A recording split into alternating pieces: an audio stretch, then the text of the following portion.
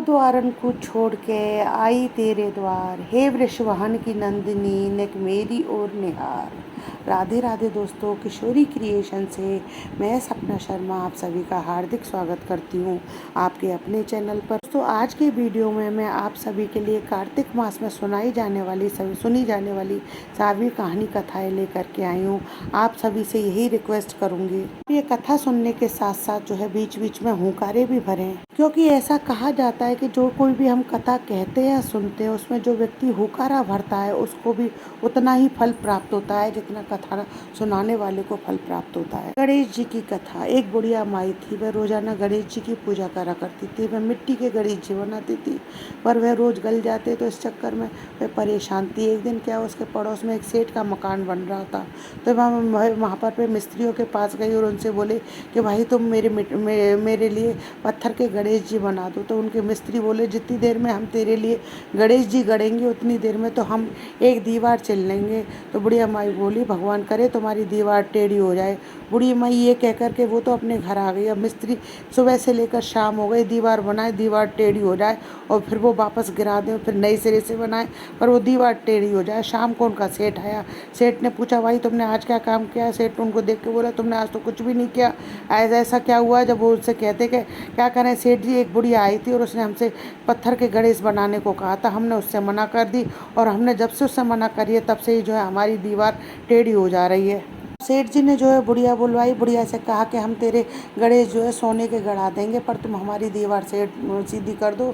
सेठ ने बुढ़िया माई को सोने के गणेश जी गढ़ा करके दिए। बुढ़िया सेठ जी की दीवार जो है सीधी हो गई। जैसे गणेश जी महाराज ने सेठ की दीवार हुई वैसे सभी की दीवार सीधी करना। कथा अधूरी हो तो पूरी करना, पूरी हो तो मान करना। बोलो गणेश जी महाराज की जय। लक्ष्मी माता की कथा। ब्राह्मण था, रोज पीपल में जल चढ़ाने जाता था। पीपल में से एक लड़की कहती पिताजी मैं भी तुम्हारे साथ चलूंगी। ब्राह्मण सूखने लगा। ब्राह्मणी बोली क्यों सूख रहे हो, क्या कारण है? ब्राह्मण बोला पीपल में से एक लड़की कहती है कि पिताजी मैं भी तुम्हारे साथ चलूंगी। तो ब्राह्मणी बोली कल ले आना, जहाँ 6 लड़की हैं वहाँ वह 7वीं भी रह लेगी। वह दूसरे दिन उसे ले आया। एक दिन वह आटा मांगने गया तो थैला भर भर के मिला। माँ आटा छानने लगी तो वह बेटी बोली माँ मैं आटा छानूंगी। तो माँ बोली ना बेटा तू धौली धौली हो जाएगी। बेटी ने कहा ना मैं छानूंगी। उसने आटा छाना, परात भर गई। खाना बनाने लगी तब वह बोली माँ मैं खाना बनाऊंगी। तो माँ बोली बेटा तेरी उंगली जल जाएगी। नहीं माँ मैं ही बनाऊंगी। अब लड़की ने रसोई बनाई। रसोई में 36 प्रकार के भोजन बनाए, सबको पेट भर भर के खिला दिया। और दिन तो लोग भूखे रहते थे, उस दिन सबने पेट भर के खाना खाया। ब्राह्मणी का भाई आया, वह बोला जी मुझे तो भूख लगी है, रोटी खाऊंगा। बहन सूखने लगी, सबने खा लिया। अब कहाँ से लाऊं, घर में तो कुछ भी नहीं है। बेटी बोली माँ क्या बात है? तब माँ बोली बेटा तेरा मामा आया है, वह रोटी खाएगा। वो रसोई में गई, 36 प्रकार के भोजन बनाए कर मामा को जमा दिए। उस भाई बोला कि जी ऐसा भोजन कभी नहीं खाया जैसे आज खाया है। तो बहन बोली भाई तेरी पावनी भांजी ने बनाया है। मामा खा के चला गया। शाम हुई, माँ बोली बेटा दिया में वो चौका में दिया लगा करके दिया जला दियो, कोठे में सो। वह लड़की बोली मैं कोठे में सोऊंगी। तो माँ बोली ना बेटी कोठे में मत सो, तू डर जाएगी। ना माँ मैं कोठे में सोऊंगी। वह कोठे में सो गई। आधी रात कोटी, चारों ओर आंख मारी, घर में धन ही धन हो गया। अब वह जाने लगी तो बाहर बूढ़ा ब्राह्मण सो रहा था। वह उसको देख करके बोला बेटी तू कहाँ चली? तो वह थी लक्ष्मी जी थी। वह बोली मैं लक्ष्मी माता हूँ, इस ब्राह्मण के 6 बेटी हैं, इसका दरिद्र दूर करने आई थी मैं। तेरा करवाना हो तो तू भी करवा ले। अब ब्राह्मण के घर में भी आग फिराई तो उसके घर में भी धन ही धन हो गया। सवेरे उठ के ढूंढ मची, पावनी बेटी कहाँ गई, पावनी बेटी कहाँ गई? ब्राह्मण बोला वो तो लक्ष्मी माता थी, तेरे साथ साथ मेरा भी दरिद्र दूर गई, जैसे दरिद्र दूर कर गई। जैसे लक्ष्मी माता ने उसका दरिद्र दूर किया वैसे सबका दूर करना। कहते सुनते हुकारा भरने वाले सबकी मनोरथ जो है पूर्ण करना। बोलो लक्ष्मी मैया की जय। पटवारी माता की कथा। एक बुढ़िया माई थी, उसने अपने बहू से कहा कि तू दूध दही बेच के आ। मैं बेचने गई तो रास्ते में उसे औरत जो है पीपल पतवारी सींच रही थी। उनको सींचता देखकर बहू ने पूछा कि तुम ये सब क्या कर रही हो, इसके करने से क्या होता है? औरतें बोली कि हम पीपल और पतवारी सींच रहे हैं, इससे घर में अन्न धन होता है, 12 वर्ष का बिछड़ा पति मिल जाता है। बहू बोली अगर ऐसी बात है तो तुम पानी से सींचती हो, मैं इसे दूध से सींचूंगी। पूछूंगी। गुजरी बहू रोजाना दूध दही बेचने नहीं जाती, वह रोजाना दूध तो पीपल में और दही पथवारी पे, दही से पथवारी को सींचती। सास दूध दही का दाम मांगती तो कह देती महीना पूरा होने पर दूंगी। कार्तिक का महीना पूरा हो गया। पूनों के दिन बहू पीपल पथवारी के पास जाकर बैठ गई। पथवारी ने पूछा कि तू मेरे पास क्यों बैठ गई है? बहू बोली सास दूध दही का दाम मांगेगी, मैं कहाँ से दूंगी? पीपल पथवारी बोली कि मेरे पास क्या दाम दर रखा है? ये रहा डीड़ा पान धतूरा, इसको ले जा। बहू ने ले जा करके कोठरी में रख दिया और डर के मारे चादर ओढ़ करके सो गई। सास बोली बहू पैसे लाओ। बहू बोली कोठरी में रख दिया। सास ने कोठरी खोल कर देखा तो वहाँ तो हीरा मोती जगमगा रहे थे। सासू बोली बहू इतना धन कहाँ से लाई? बहू ने आकर देखा तो सच्चे में धन ही धन भरा हुआ है। बहू ने सास को सारी बात बता दी। सास ने कहा अब के कार्तिक में मैं भी पथवारी सींचूंगी। कार्तिक आया, सास दूध दही तो बेच आती, हांडी धोकर पीपल पथवारी में चढ़ा देती। आकर बहू से कहती कि मेरे से दाम मांग। तब वह कहती सासू जी कोई बहू भी दाम मांगती है क्या? पर सासू कहती नहीं तू मांग। तो बहू बोली लाओ सासू जी पैसे लाओ। वह बोली पीपल पथवारी के पास जाकर के बैठ गई। पीपल पथवारी ने सास को पान धतूरा भरा डीड़ा दे दिया। उसने तो ले जाकर के कोठरी में रख दिया। बहू खोल कर देखे तो उसमें कीड़े मकोड़े बिलबिला रहे। बहू ने कहा सासू जी ये क्या कर रहा है, ये क्या कर दिया आपने? सास ने आकर देखा तो बोलने लगी पीपल पथवारी तो बड़ी दोगली पटपीटन है, इसने तुझको तो धन दिया और मुझको कीड़ा मकोड़ा दिया। तब सब कोई बोलने लगा कि बहू तो सबकी भूखी थी, उसने तो सच्चे श्रद्धा भक्ति भाव से पीपल पथवारी सींचे, तुम तो धन की भूखी हो और तुमने धन के लालच में पीपल पथवारी सींचे। हे पथवारी माता, जैसा बहू को दिया वैसा सबको देना, सास को दिया ऐसा किसी को मत कर देना। अधूरी हो तो पूरी करना, पूरी हो तो मान करना। बोलो पीपल पथवारी मैया की जय। लपसी तपसी की कथा। एक लपसी था, एक तपसी था। तपसी तो भगवान की तपस्या करता था। लपसी रोजाना 1.25 सेर का हलवा बनाकर भगवान को भोग लगाकर टाली हिलाकर जीम लेता। एक दिन दोनों में झगड़ा हो गया। लपसी बोला मैं बड़ा, तपसी बोला मैं बड़ा, क्योंकि मैं भगवान की तपस्या करता हूँ। तो नारद जी बोले तुम्हारा फैसला जो है मैं करूँगा। दूसरे दिन तपसी नहाकर आने लगा तो नारद जी ने 1.25 करोड़ का मुंदड़ा उसके तपसी के आगे गिरा दिया। उसने आँख खोल कर देखा तो मुंदड़ा पड़ा। उसने उठाकर पैर के नीचे दबा लिया और तपस्या करने लगा। उधर लपसी 1.25 सेर का हलवा बना करके भगवान को भोग लगाकर टाली हिलाकर जीम लिया। इतने में नारद जी आए, दोनों को अपने पास बिठाया। दोनों पूछने लगे कि कौन बड़ा है? तो नारद जी ने तपसी से कहा कि अपना पाँव हटा। तो उसने पाँव हटाते ही मुदड़ा निकला। तब नारद जी बोले तू मुदड़ा चुराने से तेरी तपस्या भंग हो गई है, इसलिए लपसी बड़ा है। तपसी कहने लगा कि मुझे मेरी तपस्या का फल कैसे मिलेगा? नारद जी बोले तेरी तपस्या का फल कार्तिक नहाने वाली देंगी। सब कहानी कहकर अगर तेरी कहानी नहीं कहेंगी और तो कार्तिक का फल तुझे हो जाएगा। धोती देकर अगर अंगोछा नहीं देंगी, सीधा देकर दक्षिणा नहीं देंगी, ब्राह्मण जमा करके दक्षिणा नहीं देंगी, दिया जला करके हाथ नहीं जोड़ेंगी तो इन सब का पुण्य तुझे मिलेगा। कपड़ा दे करके बटन नहीं लगावे, दाहिने हाथ से नाड़ा बांधे तो इन सब का फल तुम्हें हो जाएगा। इतना कह करके नारद जी चले गए। बोलो लपसी तपसी भगवान की जय। जमुना की कहानी। एक गंगा थी, एक जमुना थी। दोनों बहनें एक साहूकार के खेत में जा रही थी। जमुना ने 12 दाने गेहूं के तोड़ लिए। गंगा बोली कि बहन यह तो चोरी हो गई, तुझे तो पाप लग गया। जमुना बोली कि अब ये कैसे उतरेगा? गंगा बोली कि 12 बरस साहूकार के यहाँ नौकरी करने से तेरा ये पाप उतरेगा। जमुना साहूकार के यहाँ गई और बोली मुझे नौकरी पर रख लो, 4 काम छोड़कर मैं तुम्हारे सारे काम कर दूंगी। एक तो झूठे बर्तन नहीं धोऊंगी, झाड़ू नहीं लगाऊंगी, सेज नहीं बिछाऊंगी और दिया नहीं चासूंगी। साहूकार ने उसे नौकरी पर रख लिया। 12 बरस बाद कुंभ का मेला आया। साहूकार ने मेले में जाने लगे तो जमुना ने उन्हें एक सोने का टका दिया। बोली कि कभी मेरी बहन गंगा है, उसको ये टका दे देना, कह देना कि बहन जमुना ने भेजा है। तो वह हाथ पसार कर मेरी गोरी गोरी बैया में हरी हरी चूड़ियाँ पहनकर ले लेगी। वह लोग वहाँ जाकर सोने का टका देने लगे तो गंगा ने हरी हरी चूड़ियाँ और गोरी गोरी बैया हाथ पसार कर टका लिया और बोली मेरी बहन जमुना से कह देना कि अब उसके 12 बरस पूरे हो गए, अब वह आ जाएगी। साहूकार ने घर आए। जमुना से बोले कि तेरी बहन बोली कि तेरे 12 बरस पूरे हो गए, तू आ जा। यह सुनते ही जमुना सहस्त्रधारा होकर बहने लगी। साहूकार को जब पता चला कि जमुना माता हमारे सारे काम करती थी तो उनके माथे पड़ गए और सोचने लगे हमसे कैसा पाप हो गया, ये पाप कैसे उतरेगा। उधर जमुना गंगा के पास गई तो गंगा से पूछा कि तू साहूकार को धीरज बंधा करके आई है कि नहीं आई? साहूकार ने जमुना बोली कि नहीं, मैंने तो उनसे कुछ भी नहीं कहा। गंगा बोली उनको धीरज बंधा कर आ, नहीं तो उनको संतोष कैसे होगा। जमुना दोनों के सपने में आई। बोली तुम दोनों जने उदास मत हो, हमने तुम्हारे से ऊंचा नीचा सब काम करवाया, अब हमारा पाप कैसे उतरेगा। जमुना बोली मैं तुम्हारे ऊपर कोई पाप नहीं लगाया, मैं तो अपने पाप उतारने के लिए तुम्हारे पास आई थी। तुम्हारे खेत में से मैंने 12 दाने गेहूं के तोड़ लिए थे, इसलिए मुझे दोष लग गया था। तुम्हारे यहाँ आकर 12 साल काम करने से वह मेरा दोष उतर गया। तुम उठो, तुम्हारे कोई दोष नहीं लगाए, तुम्हारे खूब धन लक्ष्मी हो जाएगी, तुम्हारी मुक्ति हो जाएगी। हे जमुना माता, जैसे साहूकार साहूकारनी की मुक्ति करी वैसे सबको मुक्ति देना। कथा अधूरी हो तो पूरी करना, हमें भी हमारे सारे परिवार को मुक्ति देना। कथा अधूरी हो तो पूरी करना, पूरी हो तो मान करना। बोलो गंगा जमुना मैया की जय। नित्यनेम की व्रत कथा। 2 माँ बेटी थी, वह रोजाना नित्यनेम की कहानी कहा करती थी। उसकी बेटी ने कहा, माँ मैं भी नित्यनेम की कहानी कहूँगी। माँ ने कहा, बेटी तेरी कहानी ससुराल में कौन सुनेगा। उसने जिद की और नित्यनेम की कहानी कहने लगी। उसकी शादी हुई, ससुराल गई तो सबसे कहती कि मेरी कहानी सुन लो। सभी कुछ ना कुछ बहाना बनाकर टाल देते, अब उसकी कहानी कोई नहीं सुनता। वह भूखी रहती। एक दिन पड़ोसन बोली, मैं तेरी कहानी सुनूंगी। वह आती, कहानी सुनती तो तब बहू खाना खा लेती। कहानी सुनाने के बाद में एक दिन ननद ने अपनी माँ से कहा कि माँ, भाभी पड़ोसन के कहने पर तो खाना खा लेती है, पर हम कहते हैं तो खाना नहीं खाती है। माँ ने उससे मना कर दिया कि तू मेरे घर मत आना। उसने कहा अच्छा। लड़की ने पड़ोसन से मना किया। पड़ोसन ने अपने पति से कहा कि उसकी बेटी ये मना करती है। पति ने कहा कि उसकी माँ मना करे तो मत जाना। अगले दिन सास ने भी मना कर दिया तो पड़ोसन नहीं आई। बहू को कहानी कोई नहीं सुनता, वह भूखी रहती। ससुर ने पूछा कि बहू कैसी है, तो सास ने कहा कि अच्छी है, काम काज कर लेती है मगर खाती नहीं है। ससुर ने कहा कि बड़े घर की बेटी है, काम करते करते थक जाती होगी, इससे काम मत कराया करो। लेकिन वह फिर भी नहीं खाती। धर्मराज का आसन डोल उठा कि इस नगरी में ऐसा कौन है जो भोजन नहीं करता, उसे बुलाओ। स्वर्ग से मेहमान आया तो सास बोली मैं चलूं, तो बहू ने कहा तुम्हें तो बहुत काम था, मेरी कहानी सुनने का समय नहीं था। जेठानी ने कहा जेठानी कहने लगी मैं चलूं, तो बोले तुम्हें तो मालिक का खाना बनाना था।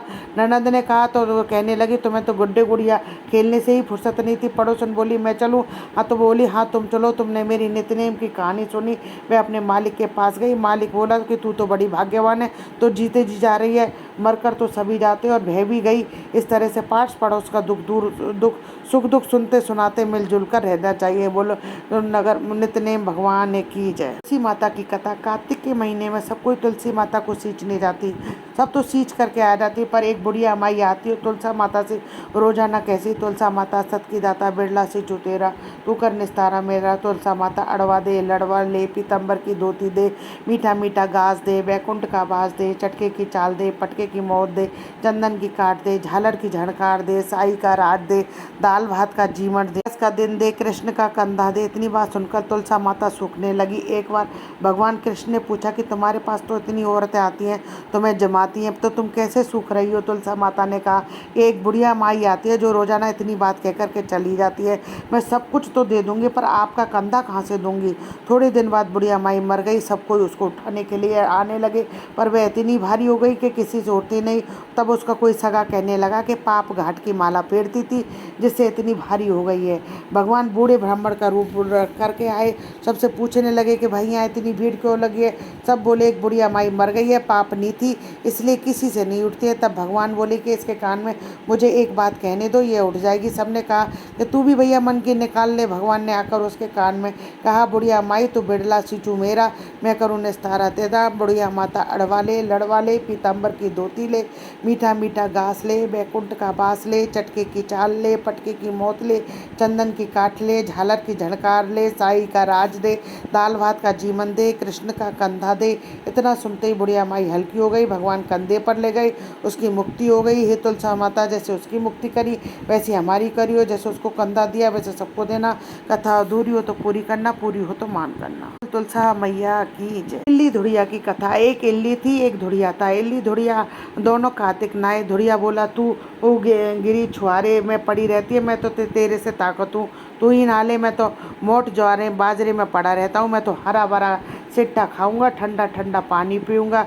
फिर इल्ली तो रोजाना राजी की बाई के पल्ले से लगकर नहाती और धुड़िया नहीं जाता। कार्तिक उतरते पूर्णिमा को दोनों मर गए। इल्ली कार्तिक नहाई थी, इसलिए उसने राजा के घर जन्म लिया, राजकुमारी बनी। धुड़िया राजा के घर मेढक बना। फिर राजकुमारी का बिहार रचाया गया। जब विदा के समय आया तब राजकुमारी का बैल रुक गया, तो राजा ने रानी से पूछा कि बैल क्यों रुका, तेरे को क्या चाहिए मांग ले। तब राजकुमारी बोली कि मेरे को मेढक सोने की साकल में बांधकर मेरे रथ के पीछे बांध दो। सबने कहा राजकुमारी मेढक क्या मांगा, तेरे को कुछ धन और चाहिए तो ले ले। लेकिन उसने कहा कि मेरे को तो मेढक ही चाहिए। उसने रथ के पीछे मेढक को बांध दिया। जैसे ही राजकुमारी महलों में पहुंची तो मेढक को सीढ़ी के नीचे बांध दिया। जब भी राजकुमारी सीढ़ियों से उतरती चढ़ती तो मेढक कहता, ए चटको मटको श्याम सुंदरी, थोड़ा पानी पिला दे। मैं कहती कि तू कार्तिक नहा। एक दिन राजकुमारी की देवरानी जेठानी ने जो है बात सुन ली। सोचा कि कोई राजा रानी लाया है या जादूगरनी। उन्होंने राजकुमार से कहा कि तू रानी लाया है या जादूगरनी, जो आदमियों से तो बात नहीं करती हो, जानवरों से बात कर दी है। राजा ने कहा कि जब तक अपनी आंखों से नहीं देखूंगा मैं नहीं मानूंगा। एक दिन राजा छुपकर बैठ गया। राजकुमारी महल से उतरी तो फिर मेढक ने फिर वही कहा। रानी ने भी वही जवाब दिया। तब राजा तलवार लेकर खड़ा हो गया और कहा कि तू मेढक से क्या बात करती है, सच्ची बात बता, नहीं तो तलवार से काट दूंगा। रानी बोली, मैं पिछले जन्म में एक इल्ली थी और यह दुनिया था। इसको मैंने कहा था कि आप दोनों कार्तिक नहाएंगे, पर यह तो नहीं नहाया और मैं नहा ली। इसलिए हम दोनों पिछली बात करते हैं। राजा ने कहा कि कार्तिक में गंगा नहाने का इतना फल होता है तो हम दोनों ही जोड़े से कार्तिक नहाएंगे और खूब दान पुण्य करेंगे, जिससे हमें भी आगे इससे ज़्यादा फल मिलेगा। दोनों ने कार्तिक नहाने लगे। राजा के घर में खूब धन संपत्ति हो गई। हे कार्तिक महाराज, जैसा इल्ली को दिया वैसा सबको देना, जैसा धुड़िया को दिया ऐसा किसी को मत देना। बोलो इल्ली धुड़िया की जय। बसेरे की कथा। एक जाट था एक भाट था, दोनों दोस्त थे। जाट का चला बहन के और भाट का चला सासरे। रास्ते में कुएं की पाल पर दोनों बैठ गए। जाट बोला, नगर बसेरा कर ले। भाट बोला कि मैं तो सासरे जा रहा हूँ, खूब खाते रहोगे, सो तू ही कर नगर बसेरा। जाट का कुएं की पाल पर बैठकर पानी की घंटी और चावल का दाना लेकर नगर बसेरा करने लगा और बोला, नगर बसेरा जो करे मलमल धोवे पाँव, ताता माड़ा लाप तापसी देगी मेरी माँ, ना देगी मापसी देगी द्वारका वास, मीठा मीठा घास वृंदावन का पास वास, 5 कुल्टी छठी रास, मेरा जीवड़ो श्री कृष्ण के पास, डालू पानी हो जाएगी झट से निकल जाए मेरा जी। कह कर के चल पड़ा। जाट की बहन के खूब बुरा चावल जमा कर खूब बातचीत की। भाट का ससुराल पहुंचा तो सासरे में आग लगी हुई थी। बुझाते बुझाते बेचारे के हाथ जल गए और मुँह भी काला हो गया।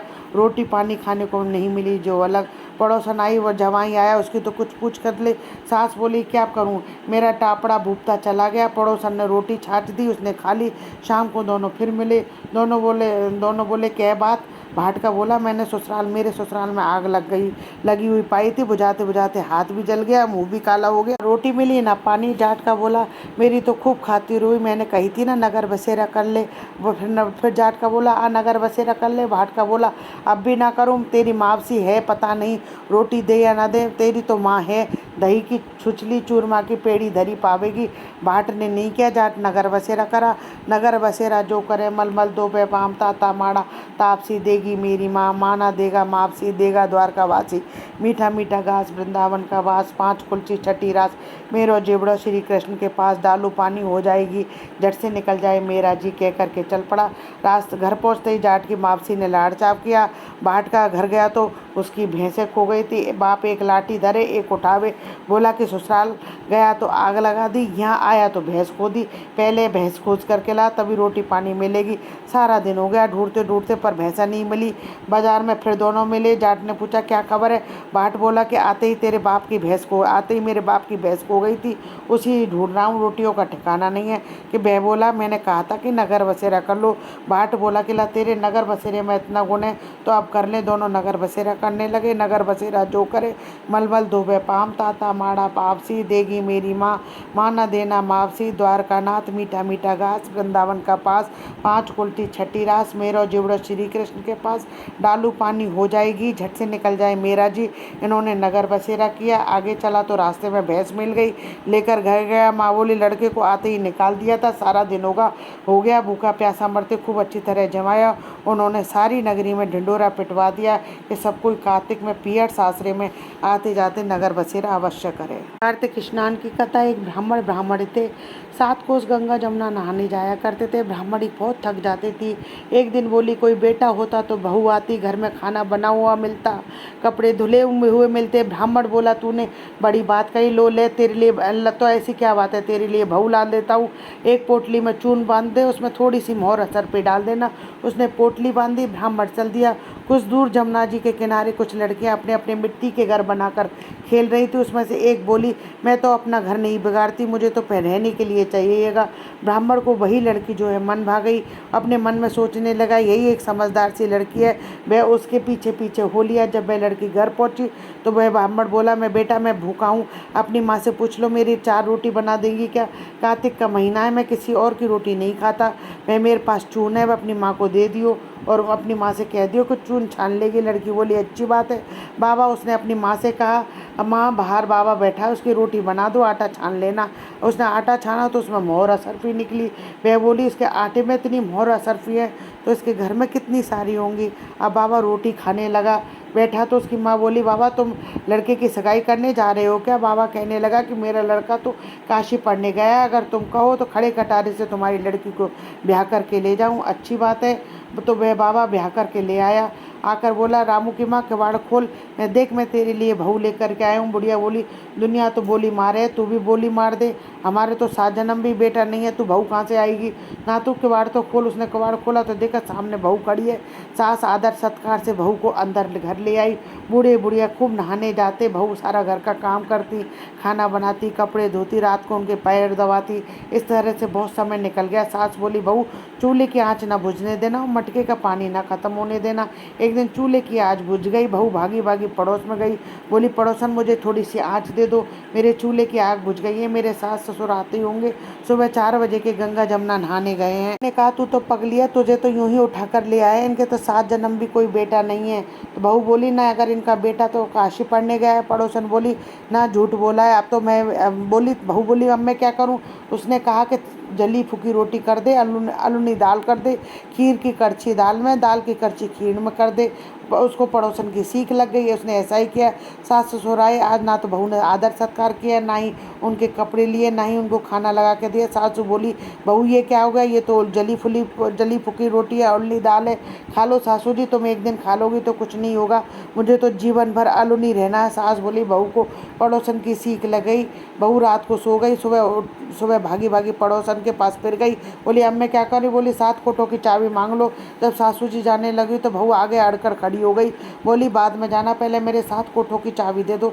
ससुर बोला, चाबी दे दो, आज भी इसका है, कल भी इसका है, हमारा क्या है? तो आज मरे कल दूसरा दिन है।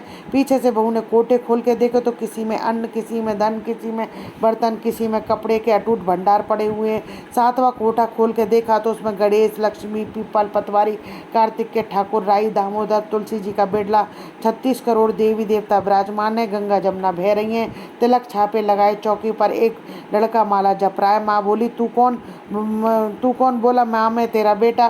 तू कहाँ से आया? मुझे तो कार्तिक के देवता ने भेजा है। माँ बोली, बेटा ये दुनिया क्या जानेगी? क्या मेरे घर का पति धनी क्या जानेगा? दौरानी जिठानी क्या जानेंगी? अगल बगल वाले क्या जानेंगे तू मेरा बेटा है? उसने पंडित से पूछा तो वो बोला, परली पार पे तू खड़ी हो जा, उरली पार पे बहू बेटा खड़े हो, इस पार पे बुढ़िया खड़ी हो गई। चाम की अंगिया पहने वो, छाती में से दूध की धार निकले, बेटे की दाढ़ी मूछ भी गए, पवन से गठजोड़ बांधे तो सब जाने ये बुढ़िया का ही बेटा है। उसने ऐसा ही किया। चाम की अंगिया फट गई, छाती से दूध की धार बह निकली, बेटे की दाढ़ी मूछ भीग गए, पावनी से बहू बेटे का गठजोड़ बंध गया। ब्राह्मण ब्राह्मणी बहुत खुश है। कार्तिक के राई ठाकुर, राई दामोदर, कृष्ण भगवान जैसे उसने बहू बेटा दिए वैसे सबको देना, जैसे उनकी इच्छा पूरी करी वैसे सबकी इच्छा पूरी करना, कहते सुनते हुकारा भरते सबके मनोरथ पूर्ण करना। बोलो राई दामोदर भगवान की जय। दोस्तों, ये आज के वीडियो में आपको कार्तिक मास में नित्य प्रतिदिन सुनी जाने वाली कथा कहानियाँ मैंने आपको बताई। यदि मेरा वीडियो जरा भी उपयोगी लगे तो प्लीज़ मेरे वीडियो को ज़्यादा से ज़्यादा लाइक और शेयर करें और चैनल को सब्सक्राइब करें। हिंदू धर्म, रीति रिवाज, कथा कहानी जानने के लिए मेरे चैनल पर बने रहने के लिए बहुत बहुत धन्यवाद। जय श्री कृष्णा दोस्तों, राधे राधे।